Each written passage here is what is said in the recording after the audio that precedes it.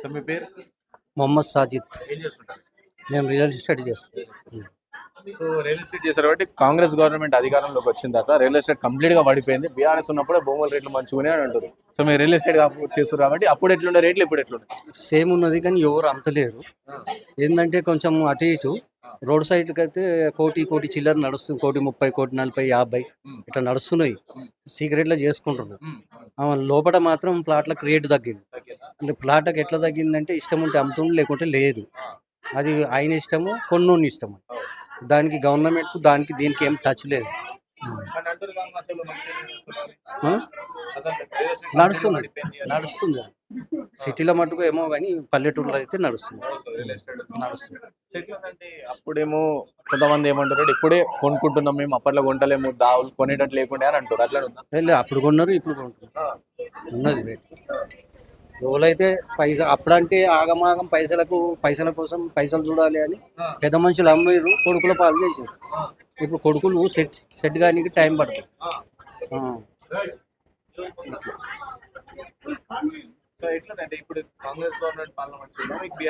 లేదు, కాంగ్రెస్ గవర్నమెంట్ పాలనే మంచిది. రేవంత్ రెడ్డి అన్ని ఇవ్వబట్టి, బస్ ఆడోళ్ళకి ఫ్రీ చేయబట్టి, సన్న బియ్యం ఇవ్వబట్టి, 2 యూనిట్ల కరెంట్ ఇవ్వబట్టి, రేషన్ కార్డులు ఇవ్వబట్టి, ఇంద్రమ్మ ఇల్లు ఇవ్వబట్టి, ఇవన్నీ ప్రజల దృష్టికి పోయింది. ప్రజలందరూ రేవంత్ రెడ్డి అంటారు. మళ్ళా 15 సంవత్సరాల దాకా మళ్ళీ రేవంత్ రెడ్డి ఉంటాడు. లేదు, తప్పు. అది టీఆర్ఎస్ అనేది అప్పుడు ఉద్యమం లేపిండు కాబట్టి 2 సార్లు ఆయనకు అవకాశం ఇచ్చారు, ప్రజలు ఇచ్చారు, ఇయ్యలేదని కాదు. కానీ ఇప్పుడు అసలైన లీడర్ రేవంత్ రెడ్డి. కాంగ్రెస్ పార్టీ అంటేనే రేవంత్ రెడ్డి, సోనియమ్మ, అది డిసిషన్. కానీ రేవంత్ రెడ్డి కాలం ఉన్న కొన్ని కింద ఉన్న మంత్రులే వాళ్ళందరూ ఎప్పుడెప్పుడు సీటు గుంజుకోవాలని చూస్తున్నారు అని అంటారు కదా బీఆర్ఎస్. అంత సీన్ లేదు. సీటు గుంజుకుంటే కాంగ్రెస్ పార్టీ లేదు, తెలంగాణలో కాంగ్రెస్ పార్టీ లేదు. రేవంత్ రెడ్డి ఉంటేనే ఎమ్మెల్యేలు ఉంటారు, లేకుంటే పరిశాన్ పబ్లిక్ కొడతారు. రేవంత్ రెడ్డిని తీసేస్తే ఆశమాషి కాదు, అది హై లెవెల్లో ఉన్నది. ఆయన high command, high level, high ఆలోచన. ప్రజలే చాలు తీర్పు ఇయ్యనికి.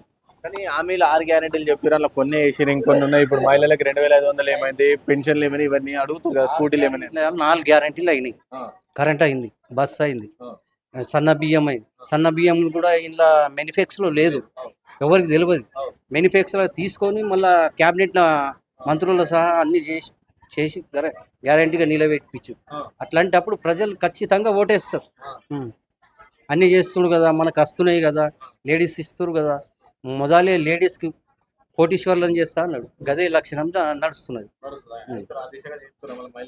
చేస్తారు, మహిళలు కూడా సపోర్ట్ చేస్తారు, అందరు చేస్తారు. 100%. మీ ఊర్లో ఎంతమందికి వచ్చినాయి ఇందిరమ్మ ఇండ్లు? ఎవరికైనా శాంక్షన్ అయినాయి మీ ఊర్లో? 100% నడుస్తున్నాయి ఇందిరమ్మ ఇండ్లు. అందరు కట్టుకుంటున్నారు, ఖుషీగా తీసుకుంటారు డబ్బులు. ఎవరు లంచం ఇస్తలేరు, ఎవరు ఏం చేస్తలేరు. పబ్లిక్ లేదు, తప్పు. అది అకౌంట్లోనే డైరెక్ట్ పడుతుంది. ఎవరైతే కట్టుకుంటారో వాళ్ళ అకౌంట్లో డైరెక్ట్ డబ్బులు పడుతున్నాయి. వాళ్ళే కట్టుకుంటారు, వాళ్ళే చెప్తారు. అన్ని పైసలు రాకుండా మళ్ళీ మాకు ఫోన్లు చేస్తారు, మేము ఇప్పిస్తున్నాం చాలా అని చెప్పి మాట్లాడుతున్నాం, డీలింగ్ చేస్తున్నాం. ఉన్నారు, హౌసింగ్తో డీలింగ్ చేస్తున్నాం.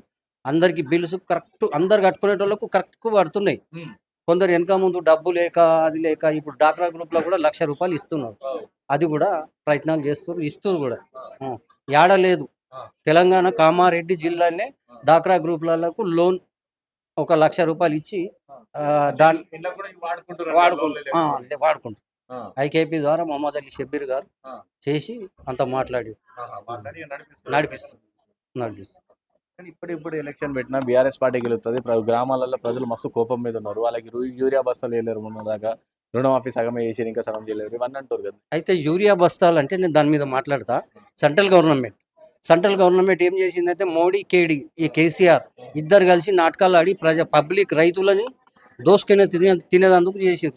పబ్లిక్ని రోడ్డు మీద తోలి ధర్నాలు చేసి, ఏదంటే రేవంత్ రెడ్డి స్కాచ్ మోడల్, ఆ మోడల్ మీద దృష్టి పెట్టి వీళ్ళిద్దరు కలిసి రేవంత్ రెడ్డిని బదలం కావాలి, కాంగ్రెస్ పార్టీ రావద్దు, ఆ ప్లాన్ చేసిరాలు. ఆ ప్లాన్ చేస్తే ఆ ప్లాన్కి తట్టుకొని రేవంత్ రెడ్డి కుల్లా మినిస్టర్ల దగ్గరికి, మన సెంట్రల్ గవర్నమెంట్ మినిస్టర్ల దగ్గరికి, వీళ్ళ దగ్గరికి పోయి యూరియా బస్తాలు తెప్పించింది. ఇవాళ రైతులు సంతోషంగా ఉన్నారు, పంటలు వేసుకుంటారు, మళ్ళీ మసాలాలు కూడా తీసుకుంటారు. మంచిగా ఉన్నారు. వన్ సైడ్ మారింది అంత లేదు, మారింది 100% మారింది.